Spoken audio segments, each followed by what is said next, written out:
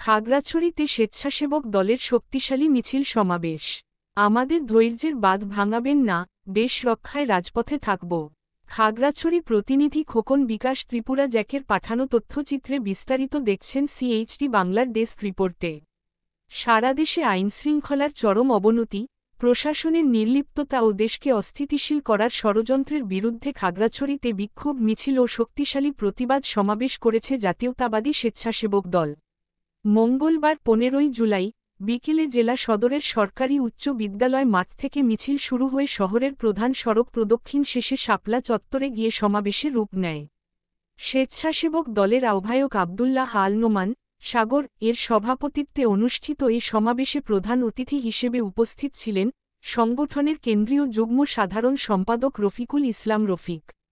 সমাবেশে আরও বক্তব্য রাখেন জেলা বিএনপির সাধারণ সম্পাদক এন আবছার, সাংগঠনিক সম্পাদক আব্দুর রব রাজা, জেলা স্বেচ্ছাসেবক দলের সিনিয়র যুগ্ম আহ্বায়ক একরাম হোসেন রানা, যুবদলের সভাপতি মাহবুব আলম সবুজ, ছাত্রদলের সভাপতি আরিফুল ইসলাম জাহিদ, সাংগঠনিক সম্পাদক বাপ্পি দাস, সাবেক সাধারণ সম্পাদক জাহেদুল আলমসহ অঙ্গ ও সহযোগী সংগঠনের শীর্ষ নেতৃবৃন্দ।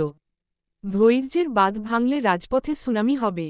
সমাবেশে বক্তারা বলেন, আওয়ামী লীগ ও তাদের ছাত্র সংগঠনের লুঙ্গির নিচে লুকিয়ে থাকা গুপ্ত সংগঠন দেশকে গভীর ষড়যন্ত্রের দিকে ঠেলে দিচ্ছে। দেশের সার্বভৌমত্ব নিয়ে ছিনিমিনি খেলছে একটি অপশক্তি। কিন্তু বিএনপি ধৈর্য ধরে পর্যবেক্ষণ করছে, তবে ধৈর্যের বাঁধ ভাঙলে রাজপথে সুনামির মতো জবাব আসবে।